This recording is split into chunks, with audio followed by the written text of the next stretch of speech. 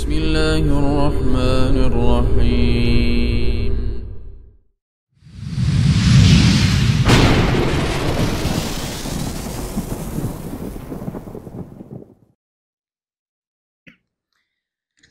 Bismillahirrahmanirrahim. Assalamualaikum warahmatullahi wabarakatuh. Alhamdulillah, wassalatu wassalamu ala Rasulillah wa ala alihi wa sahbihi wa mawalah. Wala hawla wala quwwata illa billah. Allahumma 'allimna ma yanfa'una wanfa'na bima 'allamtana wa zidna ilman ya rabbal alamin. Rabbi shrah li sadri wa yassir li amri wahlul 'uqdatam min lisani yafqahu qawli. Jamaah yang semoga dirahmati oleh Allah Subhanahu wa taala. Alhamdulillah, Allah Subhanahu wa taala memberikan begitu banyak nikmat kepada kita sehingga kita dapat menunaikan kewajiban kita sebagai seorang muslim, yaitu menuntut ilmu syar'i, ya. Terutama pembahasan yang akan kita bahas kali ini adalah tentang ilmu yang wajib setiap muslim mengetahuinya. Wajib. Dan tidak ada dispensasi. Ya. Tidak ada dispensasi kecuali untuk orang-orang yang memang tidak ada akses ilmu ke daerahnya, tapi kita ada akses ilmu. Dan apabila kita tidak menuntut ilmu ini, ilmu dasar ini, atas kelalaian kita, maka kita dosa. Dosa karena kita lalai tidak mau menuntut ilmu. Karena hukumnya wajib, terutama ilmu-ilmu yang dasar, ilmu-ilmu yang pokok seperti ini, yaitu tentang pembatal-pembatal keislaman. Salawat serta salam semoga tercurahkan kepada Nabi besar kita Rasulullah SAW, para sahabatnya, keluarganya, istri-istrinya, dan seluruh siapapun itu yang mengikuti jejak langkahnya, mengikuti sunnahnya hingga akhir zaman nanti. Nah, kita akan langsung tulis jamaah tentang pembatal keislaman yang nomor 1.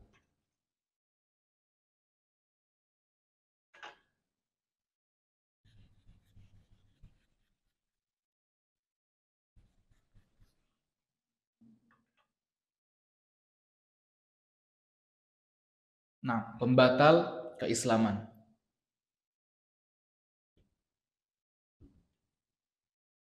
Yang satu yaitu apa? Syirik. Nah, syirik ini pengertiannya, berarti yang nomor 1 ini pengertiannya dulu, adalah menyamakan selain Allah dengan Allah dari, ini aja biar, apa-apa yang menjadi kekhususan Allah. Nah, ini pengertian dari syirik. Syirik itu adalah menyamakan Allah dengan selain Allah, yakni dengan makhluk, ya, dari apa yang menjadi kekhususan Allah. Ya, ini anak peragakan ya sebagai agar dapat dipahami. Ini misalnya Allah. Ini selain Allah. Disamakan derajatnya dari apa-apa yang menjadi kekhususan siapa? Kekhususan Allah. Contoh apa yang menjadi kekhususan Allah? Artinya hanya Allah yang bisa melakukan itu. Mencipta alam, contoh ya, menciptakan. Hanya Allah yang dapat mencipta, tapi ada penyamaan dengan selain Allah di situ. Yang mana menciptakan alam adalah kekhususan Allah saja yang punya. Dan masih banyak lagi kekhususan-kekhususan yang Allah punya yang disetarakan, ya. Nah, pertanyaan kedua, poin kedua, ini istilahnya yang jadi garis bawah di sini adalah menyamakan, ya, menyetarakan. Ini yang jadi masalah. Seperti Allah Subhanahu wa taala berfirman di surat Asy-Syu'ara tentang ahli neraka, yang ahli neraka ini bilang kepada berhala. Karena nanti di hari kiamat berhala-berhala sama Allah dijadikan mereka bisa bicara. Bahkan sesembahan-sesembahan mereka semuanya dijadikan bisa bicara. Nah, ahli neraka berkata kepada sesembahan mereka, "Tallahi in kunna lafi dhalalim mubin," kata mereka. Demi Allah kita sudah dalam kesesatan yang nyata. Idh nusawwikum birabbil alamin. Ketika kami menyamakan kalian dengan Rabbul Alamin. Nah, poin 2, mengapa hal ini kekufuran? Ya. Artinya kenapa syirik ini dapat mengeluarkan seseorang dari agama Islam? Karena pembahasan kita kan pembatal keislaman. Artinya yang melakukan ini maka batal Islam. Jawabannya banyak sekali. Yang pertama contohnya apa? Ini kezaliman terbesar. Terbesar. Apa artinya zalim? Meletakkan sesuatu bukan pada tempatnya. Itu artinya zalim. Makanya kata Luqman ya, bilang yang Allah Subhanahu wa taala berfirman di surat Luqman ketika Luqman berkata kepada anaknya, "Inna syirka la zulmun azim." Syirik itu adalah kezaliman yang paling besar. Dan Rasulullah SAW pernah ditanya, "Ya Rasulullah, ayu dzanbin a'zam?" Dosa apa yang paling besar? Kata Rasulullah SAW, "Anta ja'ala lillahi niddan." Ketika engkau menjadikan tandingan, niddun itu adalah tandingan. Wa huwa khalaqaka. Sedangkan Allah menciptakanmu. Ya. Kezaliman terbesar. Artinya bukan pada tempatnya. Harusnya kita beribadah kepada yang menciptakan kita, tapi kepada selain yang menciptakan kita juga beribadah, bukan pada tempatnya. Terus diantaranya lagi ini menentang tujuan Allah. Allah dalam penciptaan. Apa tujuan Allah dalam penciptaan? Wa ma khalaqtul jinna wal insa illa liya'budun. Tidaklah aku ciptakan jin dan manusia kecuali agar beribadah kepadaku. Nah, ditentang dengan syirik ini, jelas dia keluar dari agama Islam. Sebenarnya banyak, mungkin kita sebut 3 saja ya. Contoh yang lain adalah menghinakan Allah. Menghinakan Allah. Allah disamakan dengan makhluk ya. Jadi terhina. Ada lagi, misal D lah terakhir. Objek maksiatnya adalah Allah. Jadi syirik ini kan maksiat. Tapi objek dalam maksiatnya siapa? Allah. Kalau seandainya kita na'udzubillah misalnya, ada orang yang berzina, atau mencuri, atau apapun itu. Objek dari maksiatnya itu, kalau nggak orang lain, dirinya sendiri. Paham ya maksudnya? Objeknya. Tapi kalau syirik yang jadi objek maksiatnya siapa? Allah langsung. Jadi jelas ini merupakan, udah luar biasa, dia pastilah dia kufur, keluar dari agama Islam. Ini kenapa alasan syirik dapat mengeluarkan seseorang dari agama Islam, dan itu perlu kita fahami. Mungkin kita percepat ya, karena nanti ada beberapa dalil yang perlu kita fahami secara detail.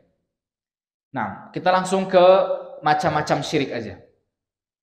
Ini 2, berarti yang ketiga. Macam-macam syirik ada 2, yaitu apa aja? Syirik besar dan kecil. Nah, apa bedanya besar dan kecil? Kalau syirik besar, itu langsung menyamakan Allah dengan selain Allahnya setara. Contoh seperti tadi, penciptaan, ada yang bisa nyiptain selain Allah. Nah, itu setara. Tapi kalau syirik kecil, Allahnya masih ada. Allahnya masih ada di atas, cuman dia berbuat syiriknya di sini. Contoh. Seperti memakai jimat. Jimat itu syirik kecil. Kenapa? Orang yang pakai jimat, dia tahu Allah yang ngasih mudorot, dia tahu. Dia tahu Allah yang bisa melepas mudorot itu. Atau Allah yang mentakdirkan, dia tahu. Akan tetapi jimat ini menjadi sebab datangnya mudorot. Sebab datangnya bahaya. Nah, Allahnya masih ada. Cuman jimatnya di sini. Dia yakin Allah yang mentakdirkan, cuman ini jimat nih pamungkas. Bisa datangin keburukan atau dapat menghindarkan bahaya. Paham ya? Itu bedanya syirik besar dan syirik kecil. Nah, kalau dari segi efek, bedanya yang syirik besar dan syirik kecil, ya. Kalau syirik besar, ini mengeluarkan dari Islam. Mengeluarkan dari Islam. Kalau syirik kecil, tidak. Nggak mengeluarkan dari Islam. Akan tetapi, walaupun namanya syirik kecil, tetap dosa besar ya, jangan kecil nggak apa-apa, kecil ini enggak, tetap dosa besar. Ini cuma biar membedakan saja disebut syirik kecil. Terus dosa besar, syirik besar ini menghapus seluruh amalan. Seluruh amalan.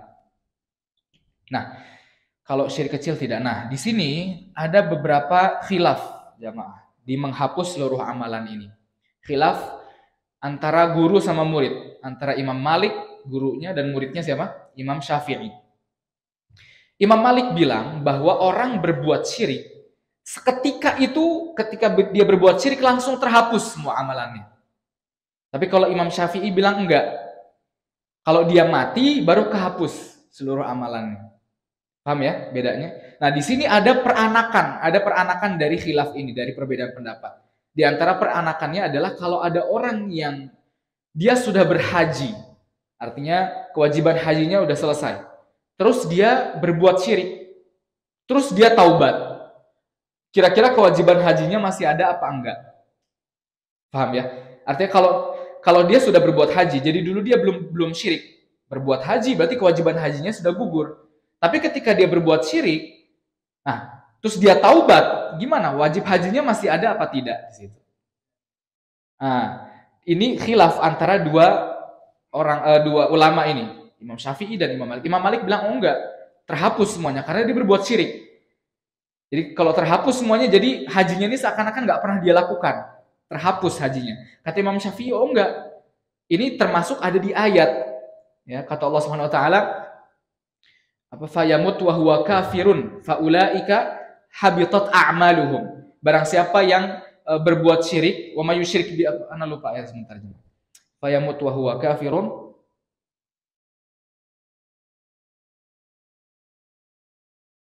Nah, ini kata Allah Subhanahu wa taala di surat Al-Baqarah ya. Wa may yartadid minkum an dinihi, kata Allah di surat Al-Baqarah ayat ke-217. Ini mungkin ya. Al-Baqarah ayat 217. Nah, di sini ini pusat khilaf antara Imam Syafi'i dan Imam Malik. Kalau kata Imam Malik, enggak, langsung syirik langsung kehapus semua. Kalau kata Imam Syafi'i, enggak, ada ayat ini. Di surat Al-Baqarah ayat 217. Kalau halamannya halaman 34 ya.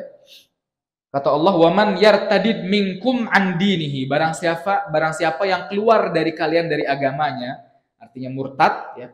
Fayamut, lalu dia mati. Wa huwa kafir, dalam keadaan kafir. Faulaika habitat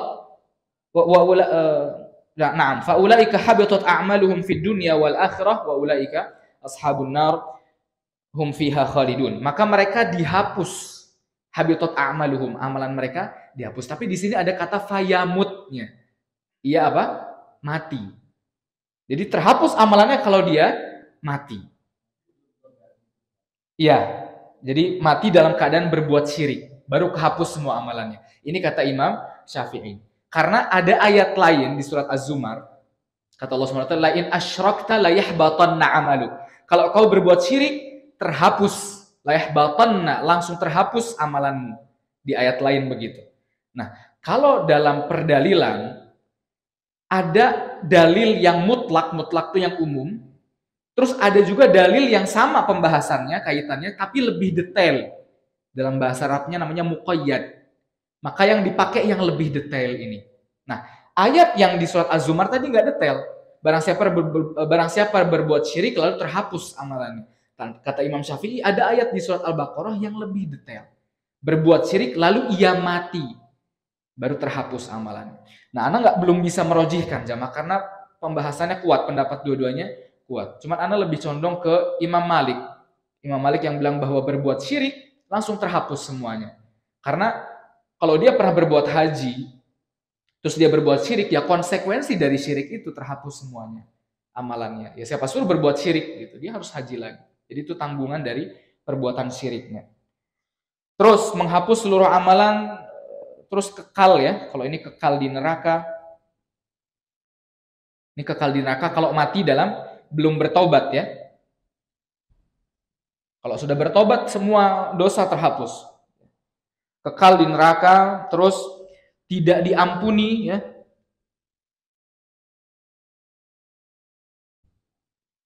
Ini diampuni. Nah, tidak diampuni. Ayatnya kata Allah Subhanahu wa taala, "Innallaha la yaghfiru an yushraka bihi wa yaghfiru ma duna dzalika liman yasha." Surat An-Nisa, ya. Ini kita belum lihat ayatnya, cuman enggak apa-apa biar itu ayat-ayat pokok dalam bahwa selain syirik itu masih bisa diampuni. Surat An-Nisa ayat ke-48. An-Nisa ayat ke-48. Ini nanti bisa dilihat di Al-Qur'an di lain waktu insyaallah. Tapi arti kata Allah Subhanahu wa taala, "Innallaha", sesungguhnya Allah Subhanahu wa taala itu la yaghfiru an yushraka bih, tidak akan mengampuni siapa saja yang menyekutukannya. Artinya berbuat syirik. Wa yaghfiru ma duna dzalik, dan Allah mengampuni selain itu. Ini kalau sudah mati, ya, sudah meninggal. Kalau berbuat syirik terus meninggal, Allah nggak bakal ngampuni mereka. Makanya kekal di neraka selama-lamanya.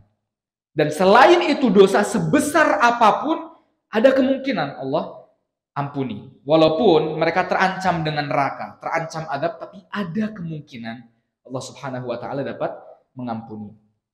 Nah, ini macam-macam syirik. Syirik kecil dan syirik besar. Nanti detailnya akan kita bahas lagi. Nah, selanjutnya, oh iya, contohnya belum, ya. Kalau contoh syirik besar seperti misalnya bernazar kepada selain Allah. Untuk tahu nazar, ya. Nazar itu adalah berjanji kepada Allah menggunakan kaitan takdir. Jadi, ya Allah, seandainya saya begini, ditakdirkan begini, maka saya akan melakukan ini. Itu nazar. Jadi, kita memahami yang bisa mentakdirkan itu siapa? Allah, ya. Allah, kalau engkau menakdirkan saya bisa A, misalnya kalau saya lulus ujian A, maka saya bakal sedekah atau bakal puasa 3 hari misalnya. Bakal puasa 3 hari. Nah, ini mengaitkan takdirnya Allah dengan janjinya kita. Kita berjanji kepada Allah, dikaitkan dengan takdir, itu namanya nazar. Kalau yang kecil, contoh seperti riya, ya. Dalam suatu hadis kata Rasulullah SAW, at-tiwalatu wat tamimatu syirkun. At-tiwalah itu jampi-jampi, mantra. Tamimah, tamimah? Jimat. Nah, ya, kalau nazar kepada selain Allah, dia langsung menyamakan. Karena yang bisa mentakdirkan itu Allah. Dia janji kepada selain Allah. Misalnya dia janji kepada pohon, wahai pohon, kalau seandainya saya lulus ujian, maka saya akan puasa. Dia janjinya ke pohon. Nah, ini kan nggak bisa, karena yang mentakdirkan cuma Allah. Dia nazar langsung disamakan Allah dengan pohon di situ. Tapi kalau orang yang berbuat riya, dia sembah Allah, cuman ada selain Allah di situ. Riya. Allahnya masih di atas, ada selain Allah. Sama kayak jimat, sama kayak mantra. Ya. Baik. Nah, sekarang pembagian syirik. Nah, ini kita akan fokus di sini karena ini yang butuh fokus, ya. Nah, sebelum kita membahas pembagian syirik, kita harus membahas dulu pembagian apa? Pembagian tauhid. Biar sebelum ini kita harus membahas pembagian tauhid. Pembagian tauhid ada 3 tauhid apa aja? Rububiyah, ini ya uluhiyah, dan asma wa sifat. Asma wa sifat. Nah, ini pembagian dari mana nongolnya? Bahkan sampai ada yang bilang, oh, mereka membagi-bagi Allah itu trinitas. Allah jadi 3. Ada yang bilang seperti itu. Nah, kita jawab, ya, bahwa pembagian tauhid ini bukan membagi Allah jadi 3, bukan. Justru tauhid itu adalah satu kesatuan. Asalnya tauhid itu satu kesatuan. Akan tetapi orang musyriklah yang membuat tauhid menjadi 3. Jadi kalau dikatakan Dari mana pembagian ini? Jawabannya adalah pertama dari penyimpangan orang musyrik. Nah, ini yang akan kita bahas. Silakan buka surat Al-Baqarah ayat ke-21, halaman 3. Halaman 3 apa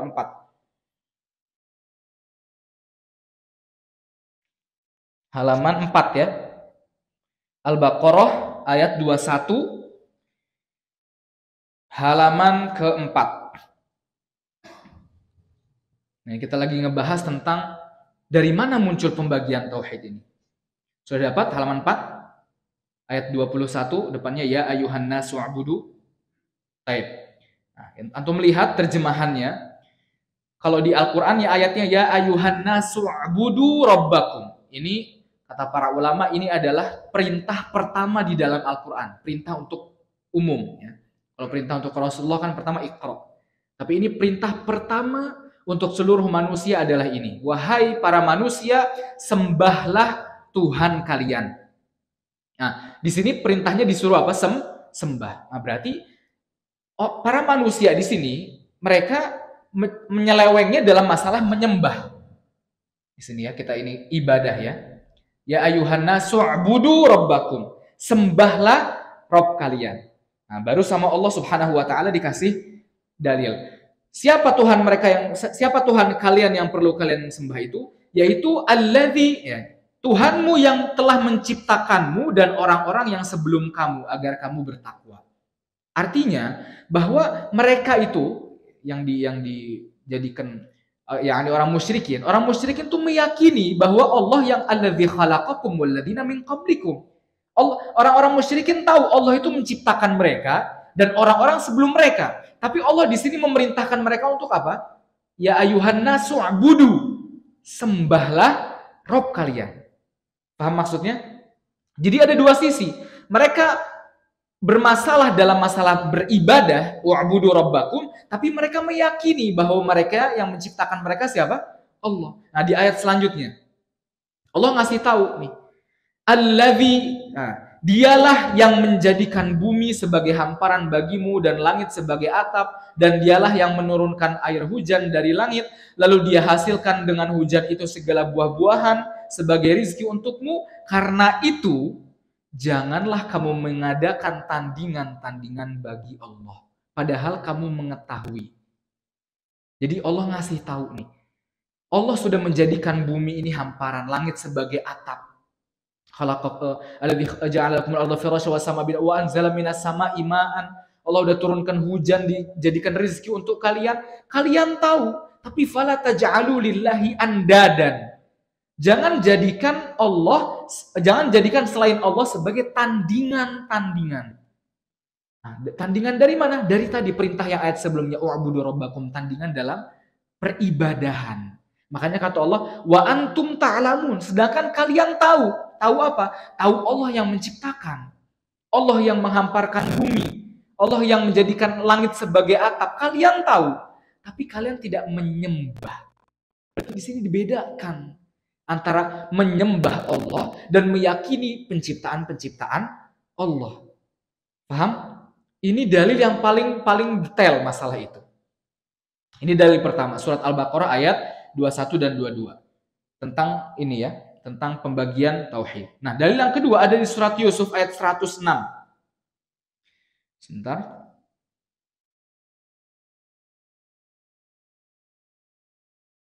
Surat Yusuf ayat 106 halaman 248.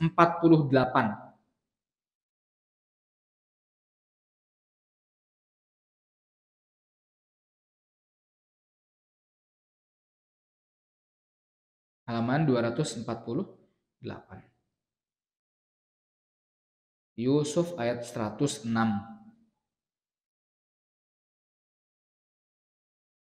Dapat ya? Baik. Itu ayatnya, wa ma yu'minu aktsaruhum billah. Dan kebanyakan mereka tidak beriman kepada Allah illa itu artinya apa? Kecuali. Tapi kalau di terjemahan diartikannya apa? 106 apa artinya? Kalau di terjemahan Quran antum. Bahkan ya, bahkan. Nah ini mungkin diartikan sebagai bahkan biar nggak ambigu. Tapi kalau dalam tafsir, semua tafsir Ibnu Katsir, Qurtubi, As-Sa'di, semuanya, illa itu artinya kecuali. Artinya, dan kebanyakan mereka tidak beriman kepada Allah kecuali mereka mempersekutukannya. Ini sebenarnya gini, wa ma yu'min, dan tidaklah mereka beriman aktsaruhum billah, kebanyakan, yakni kalau diartikan seterusnya, dan tidaklah kebanyakan dari mereka beriman kepada Allah kecuali mereka juga mempersekutukannya. Paham maksudnya? Jadi mereka beriman kepada Allah, tapi mereka juga menyekutukan Allah. Itu tafsiran dari ayat ini. Kalau diterjemahkan mungkin biar nggak ambigu dibaca sama orang Indonesia, jadi terjemahkannya begini. Tapi kalau tafsirannya, wa ma yu'minu aktsaruhum billah, tidaklah mereka kebanyakan dari mereka beriman kepada Allah kecuali mereka mempersekutukan Allah. Berarti mereka beriman dalam satu sisi, syirik dalam sisi yang lain. Dibedakan di dua ayat ini, ayat yang ini sama Al-Baqarah tadi. Nah, para ulama menjadikan ini sebagai alasan untuk membagi pembahasan tauhid. Nah, penyimpangan orang musyrik tadi surat Al-Baqarah ayat 21 dan 22, dan surat Yusuf ayat 106. Ini ayat yang paling mutlak. Atau kalau mau tahu pembahasan ini, ada bukunya Syekh Abdul Razak hafizahullah taala. Nama bukunya adalah Al-Qaulus Sadid fi Raddi ala man ankara taqsimat tauhid. Ya. Artinya itu sebagai bantahan-bantahan bagi siapapun itu yang mengingkari pembagian tauhid. Ini yang pertama. Jadi sebabnya pembagian tauhid ini karena memang dari penyimpangan mereka sendiri. Ya, penyimpangan mereka sendiri. Aslinya tauhid itu satu. Jadi kita bagi jadi tiga, rububiyah, uluhiyah, ini untuk menyatukan kembali. Bukan berarti kita bagi jadi tiga tuh kita cukup rububiyah saja, uluhiyah tidak. Enggak. Kita bagikan ini semuanya satu kesatuan. Enggak boleh dipisah. Cuman dipisah karena ada orang-orang musyrik yang mereka memisahkan tauhid ini. Sama seperti bahasa Arab. Bahasa Arab itu satu kesatuan. Tapi ada orang yang mungkin nahwunya bagus tapi sorofnya hancur. Sorof itu kayak miftah itu artinya alat pembuka dalam bahasa Arab. Cuma dia bacanya misalnya muftah misalnya atau maftuh. Salah di sorofnya, tapi nahwunya bener, harokatnya bener kalau ngomong. Cuman bentuk-bentuk katanya salah. Dibedakan antara nahwu dan sorof. Tapi bahasa Arab satu kesatuan. Kok bisa dibedakan antara nahwu dan sorof? Karena ada yang nahwunya bener, sorofnya salah. Atau sorofnya benar, nahwunya salah. Maka dibedakan untuk disatukan kembali. Bahasa Arab itu begini. Ente kalau ngomong bahasa Arab, nahwunya harus benar, sorofnya juga harus benar. Paham ya? Jadi bukan trinitas, ini bahaya mereka bilang kayak gitu. Ini yang pertama. Yang pertama, penyimpangan orang musyrik. Yang kedua, ini hanya metode. Ini metode saja. Yang penting kontennya.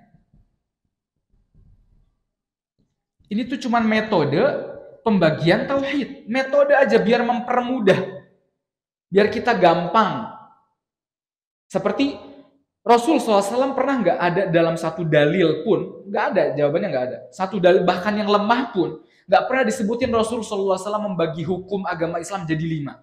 Makruh, sunnah, haram, mubah, dan wajib dan wajib. Jadi wajib, sunnah, makruh, haram, dan mubah. Gak ada satupun dalil Rasulullah membagi 5 hukum ini, gak ada. Terus dari mana nongolnya? Sebagai metode para ulama meneliti. Oh, Rasulullah SAW memerintahkan sesuatu. Oh, berarti ini wajib. Oh, pernah ditinggalkan. Oh, berarti ini sunnah. Rasulullah SAW pernah melarang sesuatu, tapi sesekali Rasulullah melakukannya. Oh, berarti ini makruh. Paham maksudnya? Nah, ini sebagai metode. Terserah, antum mau bagi jadi 3, mau jadi 5, terserah. Yang penting metodenya dan kontennya benar. Artinya kalau kita katakan, kamu meyakini Allah sebagai pencipta seluruh langit dan bumi? Iya, ya sudah. Nggak ada masalah. Kamu meyakini bahwa hanya Allah yang patut diibadahi? Iya, ya sudah, nggak ada masalah. Kamu meyakini bahwa nggak ada yang menyamai Allah dalam sifat-sifat Allah. Iya, ya udah, apa masalahnya? Jadi ini hanya metode saja. Yang penting adalah kontennya, nggak ada masalah. Jadi nggak usah diperdebatkan. Dan masih banyak lagi sebenarnya, cuman nggak bisa kita bahas sekarang karena waktunya tidak cukup. Nah, ini tentang pembagian tauhidnya. Nah, sekarang kita masuk ke penjelasan masing-masing tauhid untuk mengetahui masing-masing syirik dari pembagian tauhid tersebut. Adzan berapa menit lagi? 10 ya.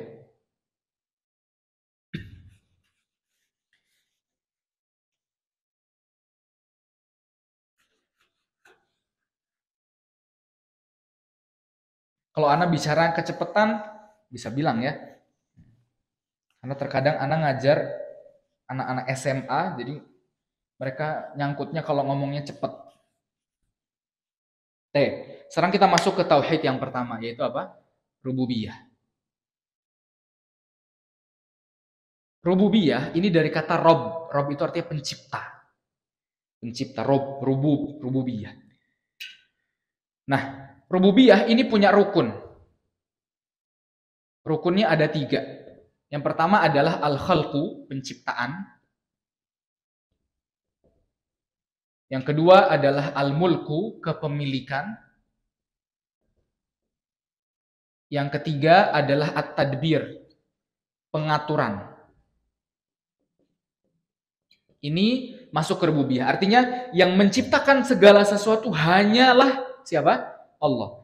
Yang memiliki semua makhluk hanyalah Allah. Yang mengatur semuanya hanyalah Allah. Dan ini diyakini oleh orang musyrik.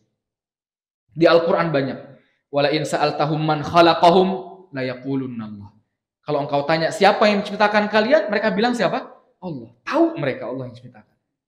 Mereka tahu kalau Allah yang memiliki semuanya.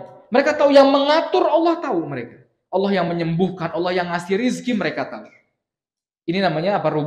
Rububiyah. Dan sudah jelas ya, rububiyah ini ya hanya dimiliki oleh Allah Subhanahu wa taala. Hanya dimiliki oleh Allah Subhanahu wa taala. Oleh karena itu banyak sekali ayat ataupun hadis yang Allah itu memerintahkan, coba kenapa kalian meyakini ada Tuhan kepada selain Allah Subhanahu wa taala? Kalau kalian tidak meyakini ada Tuhan selain Allah, maka sembahlah Allah dengan Allah itu menantang kepada sesembahan mereka. Coba mereka bisa ini enggak, bisa ini enggak? Contoh seperti di surat Al-Hajj, ya, di halaman terakhir Allah Subhanahu wa taala berfirman, ya ayuhan nas duriba mathalun fastami'ulah. Wahai para manusia, akan diberikan percontohan, permisalan, dengarkan permisalan ini. Apa permisalannya? Di lanjutan ayatnya, innalladzina tad'una min dunillahi lan yakhluqu dzubaban walau ijtama'ulah.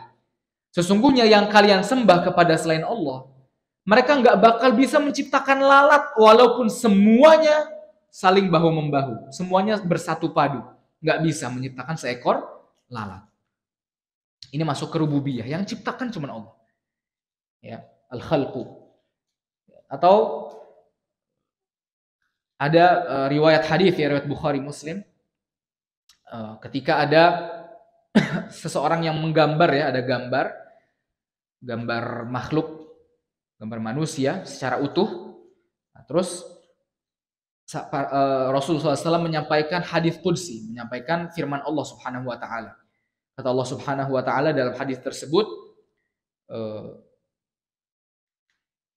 wa man azlamu mimman dhahaba ka khalqi, mimman dhahaba yakhluqu ka khalqi, kata Allah. Barang siapa yang lebih zalim, siapa lagi yang lebih zalim daripada yang dia menciptakan seperti ciptaanku. Artinya kalau gambar kan dilarang dalam agama Islam karena menyerupai ciptaannya Allah. Nah, sama Allah ditantang, fal yakhluqu dzarratan aw yakhluqu habbatan. Kata Allah, coba mereka yang di patung-patung itu, gambar-gambar itu, coba suruh mereka menciptakan dzarrah. Dzarrah itu tafsirnya ada 3. Bisa artinya semut yang kecil banget, atau debu, ya, debu kalau misalnya kita di tangan bukan debu, butiran pasir, afwan. Butiran pasir terus dilepas, ada satu butir itu dzarrah. Atau makna yang ketiga, ini adalah kalau ada sinar matahari, terus ada debu yang terbang, satunya itu satu debu, dan itu dzarrah. Dzarrah itu ada tiga makna itu tadi. Semut kecil, atau butiran pasir, satu butir pasir, atau butiran kalau ada sinar matahari, debu yang kalau ada sinar matahari. Atau silakan coba ciptakan satu dzarrah aja, kata Allah. Ditantang. Nggak bisa. Au yakhluqu habbah, atau ciptakan satu biji. Subhanallah, ini biji. Antum tanam bisa tumbuh jadi pohon segede, misal jadi lebih gede daripada rumah. Nggak ada yang bisa nyiptain biji. Itu Allah tantang. Siapa coba yang bisa meyakini ada pencipta selain Allah? Kalau Cina menciptakan telur, tapi telurnya bisa digoreng doang, nggak bisa jadi ayam. Karena yang meniupkan ruh itu cuman Allah Subhanahu wa ta'ala. Sudah masuk azan? Sudah ya? Oh belum, dan nanti bisa dikabari kalau sudah masuk. Baik. Terus Allah Subhanahu wa ta'ala berfirman dalam surat Fatir juga ya, walladzina tad'una min dunihi ma yamlikuna min qitmir.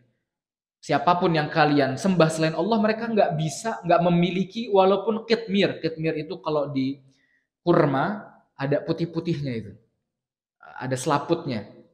Ya, ada istilah sendiri ya. Yaitulah selaput yang di kurma. Mereka nggak bisa nyiptain kayak qitmir aja, nggak bisa mereka ciptakan. Ini Allah Subhanahu wa ta'ala tantang mereka. Baik. Coba kita buka surat Saba ayat 22.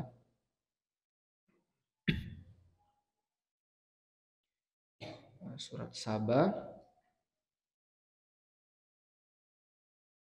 Ana juga ikut nyari ya, surat Saba ayat 22 itu halaman ke 430.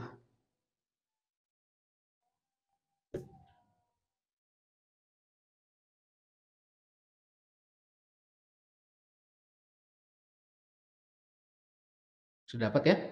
Saba ayat 430. Nah, ini sebagai ayat yang menumpas kesyirikan dari dasarnya. Ini kata para ulama.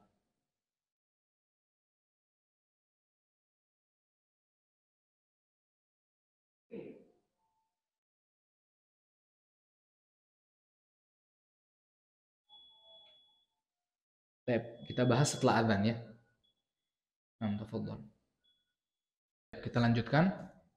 Nah, kita bisa lihat di surat Saba ayat ke-22. Allah Subhanahu wa ta'ala berfirman, "Qul id'u alladhina za'amtum min dunillah la yamlikuna mithqala dzarratin fis samawati wala fil ardi wa ma lahum fihima min syirkin wa ma lahu minhum min dhahir." Nah, ini ayat kata para ulama ayat yang muassalah, yang dari bawah, yang menumpas kesyirikan. Artinya, katakanlah Muhammad, serulah mereka yang kamu anggap sebagai Tuhan selain Allah. Jadi ini silahkan coba tanya kepada yang kalian sembah selain Allah. Apa yang ditanyakan kepada mereka? Pertama, mereka tidak memiliki kekuasaan seberat zarrah pun di langit dan di bumi. Baik, tanya kepada mereka, kalian punya nggak sedikit hak di bumi ini? Misalnya punya kapling punya mereka, nggak punya? Oke, nggak punya. Karena mereka mungkin bisa jadi kalian menyembah ini patung karena patung ini punya kepemilikan lah sedikit di bumi. Tapi ternyata nggak punya. Sebesar zarrah pun tidak punya kepemilikan. Ini pertama. Lalu yang kedua, dan mereka sama sekali tidak mempunyai peran serta dalam penciptaan langit dan bumi. Oh coba, barangkali yang kalian sembah ini ada peran sedikit lah membantu Allah untuk menciptakan langit dan bumi. Oh tidak ada. Oh ya sudah, berarti bukan. Mereka bukan Tuhan. Dan tidak ada di antara mereka yang menjadi pembantu bagi Allah. Nggak ada yang ngebantu. Nggak ada yang ikut serta di sini. Misalnya, oh Allah menciptakan tanahnya, mereka menciptakan awannya. Enggak. Nggak ada yang ikut serta. Dan walaupun membantu pun enggak. Jadi, oh gimana? Kenapa mereka menyembah kepada selain Allah? Bahkan di halaman selanjutnya, oh barangkali mereka bisa ngasih pertolongan, syafaat. Sama Allah dibantah. Dan syafaat di sisinya hanya berguna bagi orang-orang yang telah diizinkan oleh Allah dalam memberi syafaat itu. Ini patung-patung nggak bisa ngasih syafaat. Karena antum kalau tanya kepada orang-orang Nasrani yang menyembah patung, sebagaimana Allah berfirman dalam surat Az-Zumar ya, mereka berkata, "Mana abuduhum?" Oh, mereka anak tidak menyembah mereka illa liyuqarribuna ilallahi zulfa. Tapi kita ini minta kepada mereka untuk ngasih syafaat ke Allah untuk kita. Dari mana? Allah nggak pernah ngasih izin, nggak pernah ngasih tahu bahwa kalau kalian sembah ini patung dapat syafaat, nggak pernah ngasih izin. Nah, baru dikasih tahu ini tiga, berarti 4 alasan ya. Yang pertama, bisa jadi mereka punya kekuasaan sedikit di bumi, nggak punya mereka. Terus, mereka mungkin bisa jadi ngebantu Allah, nggak ikut serta. Misalnya Allah dibagi ya, Allah ciptakan ini, mereka ciptakan ini, enggak, mereka nggak ciptakan. Atau mereka ngebantu, enggak ngebantu. Atau mereka bisa ngasih syafaat, nggak bisa ngasih syafaat. Berarti nggak berhak sama sekali mereka disembah. Lalu alasan apa yang membuat kalian menyembah mereka?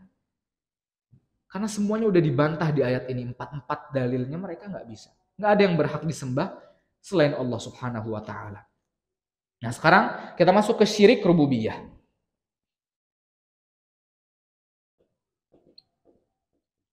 Rububiyah. Contohnya aja ya. Contoh mengingkari Allah seperti ateis ya.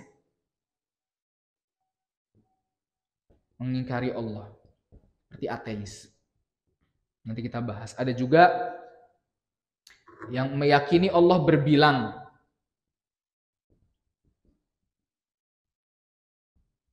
Berbilang.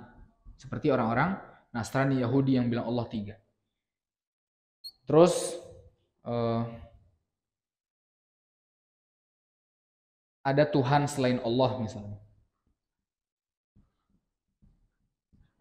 Nah, ini yang keempat, ada orang-orang filsafat ya, yang mereka menciptakan bahwa alam ini azali. Nanti kita bahas. Seperti orang-orang filsafat. Ini contoh syirik rububiyah. Yang pertama, ya rububiyah ya. Yang rububiyah itu nih, ada penciptaan, ada kepemilikan, ada pengaturan. Seperti para ateis. Orang-orang ateis nggak percaya adanya siapa? Adanya Allah. Nah, berarti udah jelas, ini mah udah jelas ya. Kalau misalnya orang-orang musyrik, orang-orang Yahudi, Nasrani, ahlu kitab kaum musyrikin, mereka nyembah Allah tapi nyembah selain Allah, menyembah Yesus, Bunda Maria. Tapi kalau ateis nggak ada Allahnya. Antum tahu, kebanyakan yang ateis ini adalah para fisikawan. Orang-orang ahli fisika yang mereka demennya neliti segala macam, yang mana orang-orang fisikawan ini biasanya mereka ini ilmiah gitu. Secara rumus kayak gini, secara teori begini. Jadi mereka lebih menggunakan teori.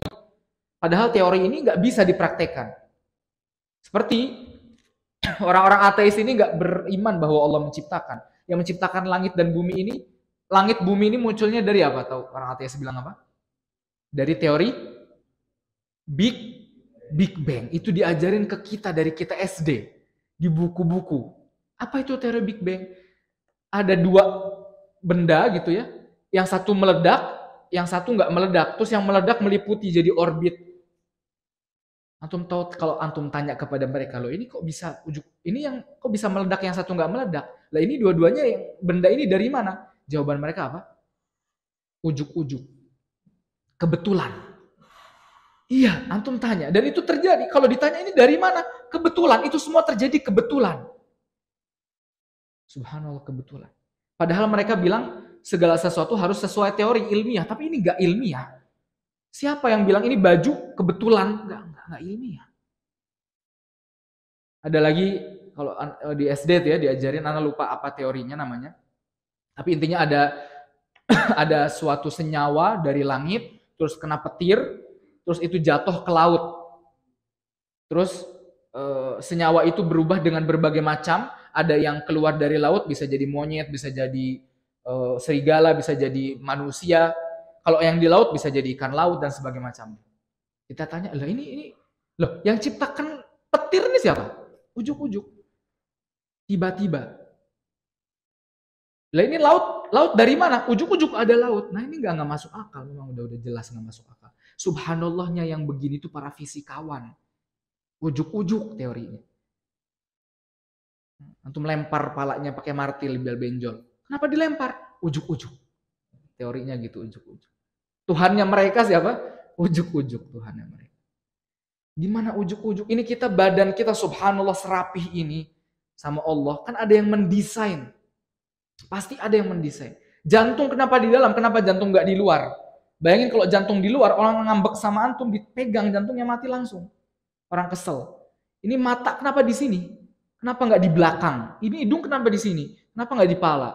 Bayangin kalau orang nyium harus begini. Susah. Subhanallah nyium enak. Ini wangi. Kalau nyium gini susah. Kalau mata kita di belakang susah. Mulutnya di depan. Mau makan yang dilihat makan, aduh susah. Subhanallah semuanya rapih. Ini paling nggak masuk akal sudah orang-orang ateis. Ujuk-ujuk Tuhannya mereka. Semua terjadi tiba-tiba. Nah, terus orang-orang yang meyakini Allah berbilang ada 3. Ini kita sudah bahas ya di pertemuan selanjutnya yang tentang masalah keutamaan Islam. Ya, 3 sama dengan 1, 1 sama 3 itu udah jelas salah ya. Anak TK pun disuruh ngitung 3 nggak mungkin sama-sama 1.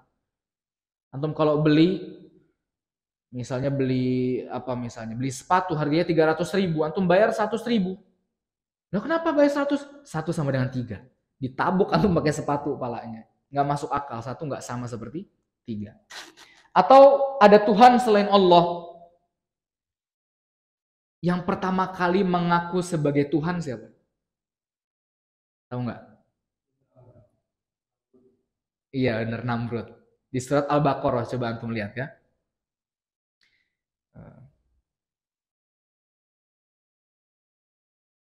Surat Al-Baqarah ayat ke 258 halaman 43. Raja Namrud ini pertama kali yang mengaku sebagai Tuhan. Ayat 258 halaman 43. Alam tara ilal ladzi hajja Ibrahim fi rabbih. Temu ya? Ya. Kata Allah, tidakkah kamu memperhatikan orang-orang yang mendebat Ibrahim mengenai Tuhannya? Karena Allah telah memberinya kekuasaan. Ketika Ibrahim berkata, kata Ibrahim, idz qala Ibrahim rabbiyalladzi yuhyi wa yumit. Rabbku yang menghidupkan dan mematikan. Lalu kata Namrud, qala ana uhyi wa umit. Aku bisa mematikan dan menghidupkan. Kata para mufassirin, Namrud ini mendatangkan 2 orang. Yang satu Namrud bunuh, yang satu dibiarkan. Nih, yang satu saya hidupkan, yang satu saya matikan, kata Namrud gitu. Maksudnya bukan gitu, maksud menghidupkan mematikan artinya ini udah mati dihidupkan kembali, maksudnya gitu. Oh, lanjut. Kalau misalnya ngaco begini, jawaban Namrud, oh ya sudah, cari yang lain. Nabi Ibrahim nyebut lagi. Ya. Terus dia berkata,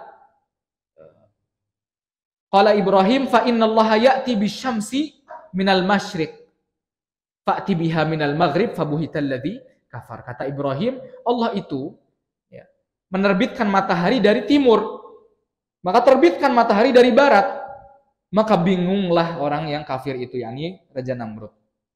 Dan Allah tidak memberi petunjuk kepada orang-orang yang zalim. Ya. Kalau misalnya engkau Tuhan, coba bisa nggak ini matahari dipindahkan? Karena Allah bisa memindahkan matahari dari terbitnya dari barat. Pas kapan? Pas kiamat. Itu namanya mukjizat. Mukjizat itu segala sesuatu yang di luar sunnatullah. Seperti sunnatullahnya api itu apa? Panas. Tapi Allah kasih mukjizat api itu dingin untuk siapa? Nabi Ibrahim alaihissalam. Itu mukjizat artinya. Coba kalau bisa datangin. Pernah ada orang filsafat ya yang bilang saya bisa menciptakan.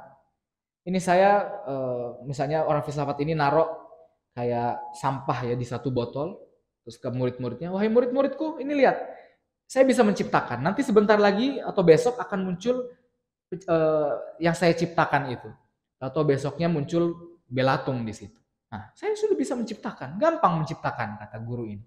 Terus kata muridnya, oh begitu ya Pak ya. Coba Pak, kalau Bapak tahu ciptaannya Bapak, ada berapa jumlahnya? Yang cewek berapa? Yang cowok berapa, Pak? Diam, dianya nggak bisa. Karena yang menciptakan pasti tahu apa yang diciptakan. Kata Allah, ala ya'lamu man khalaqa. Pasti tahu yang menciptakan. Tidakkah tahu yang menciptakan apa yang dia ciptakan? Pasti tahu. Allah tahu. Ya'lamu ma fis sudur, tahu yang ada di betikan hati kita. Allah tahu. Dan manusia nggak tahu. Hatta Rasulullah SAW nggak tahu apa yang di dalam hati. Kata Allah Subhanahu wa taala, "Wa min ahlil madinati maradu 'alan nifaq, la ta'lamuhum nahnu na'lamuhum." Dan ada orang-orang Madinah yang mereka munafik, tapi engkau tidak tahu hati mereka. Kita yang tahu. Rasulullah nggak tahu. Allah yang paling tahu atas segala sesuatu. Ya. Taib. Terus juga ada yang meyakini alam ini adalah azali, orang-orang filsafat. Ya. Ini filsafat itu jamaah. Hukumnya boleh apa enggak belajar filsafat? Hukumnya boleh selain dalam cakupan agama Islam. Atau mau belajar filsafat fisika, matematika boleh. Cuman filsafat Islam tuh bukan pakai akal, pakai dalil, Al-Quran dan hadis. Dan semuanya banyak yang nggak masuk akal. Allah pun nggak masuk akal karena nggak bisa kita bayangin Allah. Akhirat nggak bisa. Akhirnya kalau belajar filsafat melalui agama, azab kubur nggak ada, Allah nggak ada, neraka nggak ada, surga nggak ada karena akal kita yang jadi patokan. Kalau seandainya agama Islam ini pakai akal, patokannya, maka akal siapa yang jadi patokan? Karena satu masjid aja ini beda-beda pendapatnya. Kita sebut misalnya warna hijau lah. Mungkin ada yang bilang hijau bagus, ada yang bilang hijau nggak bagus. Ada yang bilang sukanya warna putih, ada yang bilang sukanya warna hitam, macam-macam. Akal siapa yang mau jadi rujukan di situ? Nah, orang filsafat mereka bilang gini, Allah itu kalau menciptakan nggak bisa pakai jeda, karena kalau ada jeda berarti Allah punya kekurangan. Berarti alam ini azali, alam itu sudah ada ketika Allah ada. Paham maksudnya? Berarti Allah ada, alam tuh ada. Karena kalau Allah ada terus baru menciptakan, berarti makhluk ini Allah itu sama kayak berarti Allah tuh punya kelemahan di situ. Ada kelemahan, ada jeda di situ. Nah, mereka pakai akal. Loh, siapa ente ngatur-ngatur Allah? Suka-suka Allah. Mau nurunkan Al-Quran pakai bahasa Arab suka-suka Allah. Mau jadiin mata di sini suka-suka Allah. Kenapa engkau yang ngatur? Pakai akal. Harusnya akal kita ini tunduk sama dalil. Jadi dalil yang menundukkan akal, bukan akal yang menundukkan dalil. Ini kebalikannya. Buktinya kita semua, bahkan mungkin ada janin di situ, atau orang-orang 2 tahun, 3 tahun lagi ada yang baru lahir, itu kan belum muncul. Lah Allah udah ada dari dulu, tapi makhluk-makhluknya banyak yang belum muncul. Kita juga baru muncul. Nggak nyambung, teori mereka nggak nyambung. Dan itu orang-orang filsafat. Ini banyak sekali masalah rububiyah ya, atau masalah kepemilikan. Ada yang memiliki pantai selatan, Nyiroro Kidul. Kalau ada yang meyakini jin punya kepemilikan, maka dia syirik dalam masalah rububiyah. Paham ya? Sekarang kita iniin coba. Kalau ada Tuhan selain Allah, ini masuknya kemana? Penciptaan, pemilikan, atau pengaturan? Masuknya semuanya ya kalau ini ya. Atau gini, anak tes. Ada orang yang, kalau antum tahu ada SMS ya, ketik reg spasi jodoh, kirim ke 388.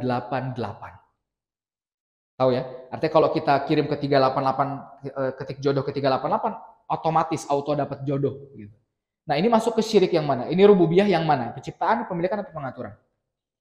Pengaturan, betul. Karena takdir yang mengatur siapa? Allah Subhanahu wa taala. Paham ya sampai sini ya? Insya Allah bisa membedakan. Itu rububiyah.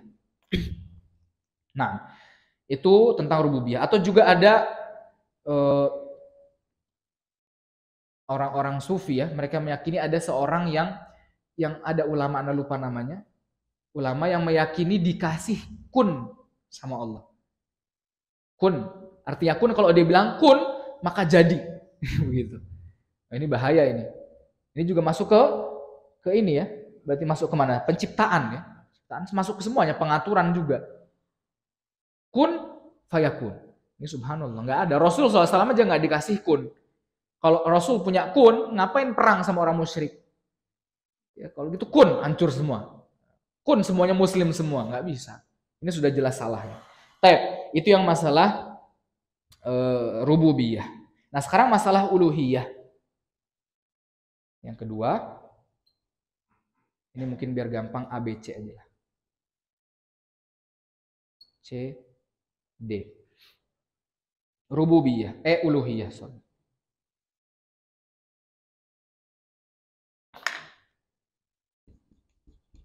Uluhiyah ini dari kata ilah, ilah itu sesembahan. Uluhiyah ini maksudnya adalah masalah ibadah. Khusus dalam masalah ibadah. Kalau dalil masalah uluhiyah kita baca setiap hari. Iyyaka na'budu wa iyyaka nasta'in. Hanya kepadamu kami menyembah, kepadamu kami beribadah, dan hanya kepadamu kami meminta pertolongan. Na'budu. Nah, ibadah. Nah, biar kita paham masalah tauhid uluhiyah, kita harus paham apa itu ibadah. Ibadah itu adalah segala perbuatan atau segala sesuatu lah ya. Perbuatan, perkataan juga masuk ke situ. Sesuatu, atau maksudnya di sini perbuatan, biar gampang ya. Perbuatan yang diniatkan untuk mendekatkan diri kepada Allah. Ini namanya ibadah. Semua perbuatan, perkataan, apapun itu yang ada niat untuk mendekatkan diri kepada Allah namanya ibadah. Contoh nyapu masjid. Kalau ada orang nyapu masjid cuman karena ya udahlah ya, cuman disuruh sama orang tua, suruh nyapu rumah misalnya, atau nyapu rumah lah kita sebut. Kalau masjid kan udah jelas ibadah ya. Suruh nyapu rumah, ya udahlah disuruh orang tua. Tapi ada yang nyapu rumah ini karena saya berbakti kepada Allah, disuruh orang tua. Karena Allah menyukai yang bersih, yang indah. Nah, di situ dinilai ibadah karena apa? Ada niat mendekatkan diri untuk Allah. Tidur bisa jadi ibadah. Gimana ceritanya? Antum tidur, saya tidur biar menguatkan diri besok untuk ibadah kepada Allah. Biar salat subuhnya tepat waktu. Tidurnya jadi ibadah karena diniatkan untuk mendekatkan diri kepada Allah. Faham di sini? Nah, ibadah ada yang zahir, ada yang batin. Yang zahir itu yang kelihatan. Semuanya kelihatan. Seperti zikir bisa orang zikir kelihatan. Makanya kalau ada orang zikir dalam hati, bukan zikir namanya. Itu bengong. Tapi kalau zikir diucapkan.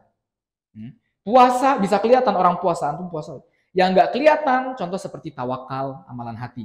Tawakal, ikhlas, niat, sabar dari hati, walaupun sabar juga bisa dari tampak, dari perbuatan ya. Atau contoh lagi takut kepada Allah, cinta kepada Allah, malu, mengharap, itu semua amalan hati dan itu ibadah. Dan justru ibadah dalam hati, amalan hati itu ibadahnya lebih tinggi derajatnya daripada amalan jasad. Itu sepakat para ulama. Begitu pula sebaliknya, dosa hati lebih tinggi daripada dosa jasad. Baik. Ini maksud dari uluhiyah. Beribadah kepada Allah Subhanahu wa taala hanya untuk Allah. Makanya kata Allah Subhanahu wa taala, "Wa man adallu mimman yad'u min dunillah." Siapa lagi yang lebih sesat daripada orang yang berdoa kepada selain Allah? Karena doa ini termasuk ibadah. Dan doa ini ibadah yang paling ikonnya ibadah. Karena doa ini antum jelas-jelas meminta langsung, merendahkan diri kepada Allah. Kalau ada doa minta kepada selain Allah, mohon maaf, berarti antum telah syirik dalam masalah uluhiyah. Minta. Sama seperti kepada para patung, kepada para patung-patung tadi, yang misalnya patung Yesus misalnya. Wahai, kan antum minta ke Yesus buat nyampein. Itu kan minta. Namanya doa. Minta itu merendahkan diri. Doa itu merendahkan diri, minta. Itu sama, itu paling ikonik, jelas paling besar dosanya kalau ditujukan kepada selain Allah. Ya. Seperti sebelumnya ziarah kubur itu dilarang. Kata Rasulullah SAW, "Kuntu nahaitukum an ziyaratil kubur." Dulu saya melarang kalian untuk ziarah kubur. Ala fazuruha. Sekarang ziarahi kubur. Kenapa dilarang? Kata para ulama, dulu karena Rasulullah takut. Kalau pas dibolehkan ziarah kubur, nanti mereka bisa berbuat syirik. di kuburan itu. Berlebih-lebihan ghulu kepada kuburan.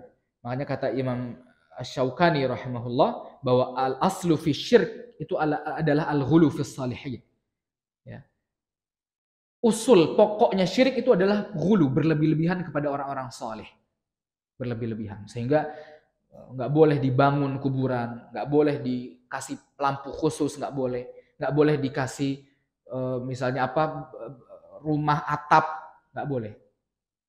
Dan semuanya dilakukan. Syirik-syirik yang dilarang semuanya dilakukan. Dan itu makanya kata para ulama, kalau seandainya masalah kuburan ini sesuai sunnah, maka bisa dikatakan 2/4 dari kesyirikan, atau bahkan ada yang bilang setengah dari kesyirikan itu akan tidak ada. Karena setengah dari kesyirikan semuanya masalah dalam kuburan itu. Orang-orang soleh di dalam kuburan. Boleh ziarah kubur, niatnya buat apa? Mengingat kematian, bukan buat doain si mayat. Buat doain mayat di masjid lebih ahsan, atau sambil sholat lebih ahsan. Kalau di kuburan mengingat kematian sudah selesai. Makanya seperti itu, dilarang ya. Baik, itu masalah ibadah. Ibadah, dan masih banyak lagi ya ibadah-ibadah yang intinya antum fahami pengertiannya ibadah ini. Segala sesuatu yang diniatkan untuk mendekatkan diri kepada Allah. Ada niat mendekatkan diri kepada Allah, kepada selain Allah juga. Nah, ini namanya syirik dalam masalah ibadah atau masalah uluhiyah. Baik. Terus masalah terakhir, masalah asma wa sifat. Kita tutup. Kalau ini paham insyaallah ya, ibadah gampang. Nah, ini yang asma wa sifat ini perlu difahami.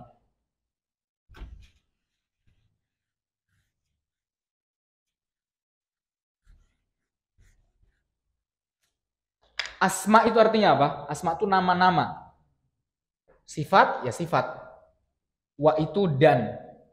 Nama-nama dan sifat. Sifatnya siapa? Allah Subhanahu wa ta'ala. Artinya kita harus mentauhidkan, mengesahkan Allah dari semua nama-nama Allah dan semua sifat-sifat Allah. Gak ada yang menyamai Allah, bahkan mirip gak ada. Hanya Allah saja yang punya nama itu. Misal Allah punya nama Ar-Rahman, Maha Penyayang. Yang Maha Penyayang cuma Allah sudah. Kalau kita meyakini ada yang Maha Penyayang selain Allah, itu namanya syirik dalam masalah asma wa sifat.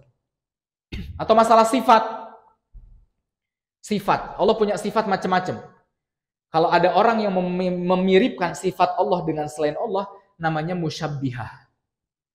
Musyabbih. Musyabbihah itu adalah yang memiripkan Allah dengan selain Allah.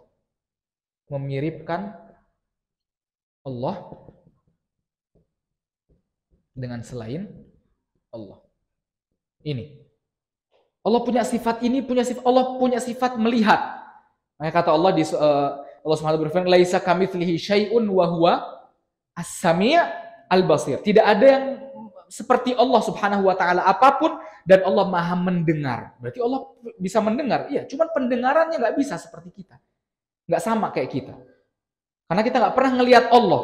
Kalau kita pengen tahu hakikatnya Allah, kita harus ngelihat Allah dulu. Dan nggak ada satupun makhluk yang melihat Allah Subhanahu wa taala dalam keadaan sadar, nggak bisa. Kecuali Rasul SAW dalam keadaan mimpi. Dan Rasul aja yang bisa.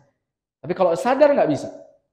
Ya, kalau ada yang memiripkan Allah dengan selain Allah, maka dia masuk ke musyabbihat dan syirik dalam masalah asma wa sifat. Contoh sifatnya Allah. Allah Subhanahu wa taala punya sifat marah. Kita baca di surat Al-Fatihah, ghairil maghdubi alaihim, yang dimurkai, dimarahi, dimurkai sama Allah, murka ya. Yang murka Allah, murkanya Allah nggak sama kayak kita. Nggak sama kayak kita. Ya. Atau Allah yang paling gampang ya, Allah Subhanahu wa taala punya sifat ilmu. Ilmunya Allah nggak sama kayak kita. Kalau manusia, ilmunya itu ilmu manusia. Itu bisa jadi sedikit. Nggak semuanya dia tahu. Nggak bisa ada manusia yang semua ilmu, nggak ada satupun yang bisa begitu. Kata Allah, wa ma utitum minal ilmi illa qalila. Tidaklah kalian dikasih ilmu kecuali sedikit. Ya. Terus lupa. Kita sering lupa. Nggak ada satupun manusia yang nggak pernah lupa, mustahil. Manusia selama dia menyandang nama manusia lupa. Terus juga terbatas. Terbatas daerah, terbatas waktu, terbatas dan sebagainya macamnya. Tapi Allah nggak kayak gitu. Allah mengetahui segala sesuatu, bahkan ilmu ghaib kita tulis di sini. Apa itu ghaib? Yang tidak bisa dirasakan oleh panca indera. Itu gaib. Kalau antum meyakini ada yang mengetahui ilmu gaib selain Allah, antum syirik dalam masalah asma wa sifat. Contoh, zodiak. Tahu zodiak ya? Aquarius, Sagittarius gitu-gitu. Kalau ada orang yang lahir di bulan ini sama ini berarti dia Sagittarius. Apa sifatnya Sagittarius? Rakus misalnya. Bayangin, baru lahir udah divonis rakus, kasihan nama. Baru lahir udah dikutuk ya, jadi rakus. Atau percintaannya jelek. Nah, ini udah, itu hal gaib semuanya, hal gaib. Baru lahir, masa depan itu gaib. Bahkan tetangga misalnya, di rumah tetangga, ada orang bilang, saya tahu di rumah ini sedang melakukan ini, itu gaib. Yang di sebelah itu gaib. Kita nggak tahu. Yang tahu cuman Allah. Kalau antum tahu, oh saya tahu di tetangga ini sedang lagi makan tempe tahu ini, dengan meyakini hal gaib itu dengan yakin, maka antum syirik dalam masalah asma wa sifat, mengetahui ilmu gaib. Ya. Apalagi sifat Allah diantaranya Allah Al-Hayyu. Apa Al-Hayyu? Allahu la ilaha illa huwal hayyul qayyum.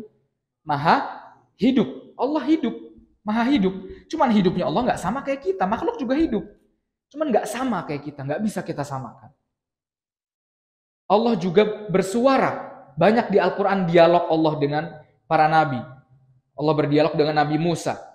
Kata Nabi Musa, Rabbi arini anzur ilaik, ya Allah, aku ingin melihatmu. Kata Allah, qala lan tarani, kau tidak bisa melihatku. Ada dialog di situ, bersuara. Bahkan dalam ada kitabnya Imam Bukhari rahimahullah, ada diriwayatkan di situ bahwa suaranya Allah tuh didengar dari jauh sama terdengar dari dekat. Kayak gimana? Nggak bisa kita bayangin suara Allah gimana. Subhanallah, nggak bisa kita bayangin. Karena nggak sama kayak makhluk. Intinya sifat Allah, Allah punya sifat, tapi kita nggak bisa memiripkan. Nggak bisa. Sebagaimana Allah Subhanahu wa Ta'ala berada di atas. Tapi kalau dibilang, oh Allah di atas sama dong kayak makhluk. Siapa yang bilang? Allah intinya di atas, dan banyak dia. Al-Quran turun dari mana? Dari atas. Malaikat kembali ke atas. Semuanya banyak yang atas-atas. Orang doa ke atas. Aamintum man fis sama, kata Allah di Al-Mulk. Apakah kalian merasa aman dari siapa yang di langit? Siapa yang di langit? Allah di atas. Allah di atas. Ada yang bilang Allah di mana-mana katanya. Oh enggak, Allah, kalau kita sebut Allah di atas, Allah punya arah dong. Allah kayak makhluk. Siapa yang bilang Allah kayak makhluk? Ente. Kita nggak bilang Allah kayak makhluk. Tapi Allah banyak sekali ayat-ayat Quran, terlalu banyak yang menandakan bahwa Allah di atas. Allah di atas. Kita pun ini masalah terlalu berat ya, kita serahkan kepada yang di atas. Gak ada ini terlalu berat, kita serahkan kepada yang di mana-mana. Susah. Ana udah capek, Ana serahkan semua kepada yang di atas. Ditunjuk ke atas. Doa pun kayak gini ke atas. Gak ada yang kemana-mana. Gimana doanya? Bingung. Tapi ini masalah asma wa sifat. Terakhir, Ana pengen ngasih soal. Syirik itu bisa mengandung tiga-tiganya. Bisa syirik di asma wa sifat, masalah uluhiyah, rububiyah, bisa. Tapi antum harus identifikasi syirik itu. Contoh. Ana kasih contoh ya.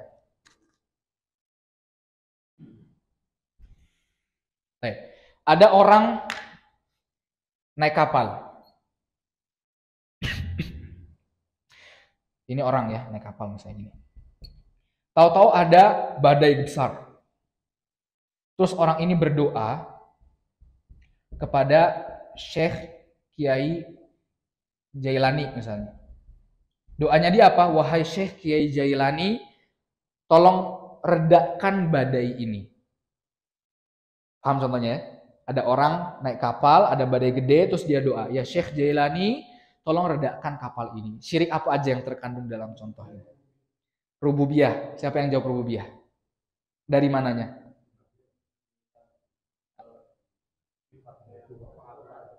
Ya, mengatur. Ada yang mengatur. Bisa mengatur langit, boleh. Antum jawab bebas, mau rububiyah apa? Cuman apanya? Boleh. Rububiyah dari pengaturan. Terus apa lagi? Uluhiyah dari mana? Doa, betul. Uluhiyah di doa. Terus asma sifatnya di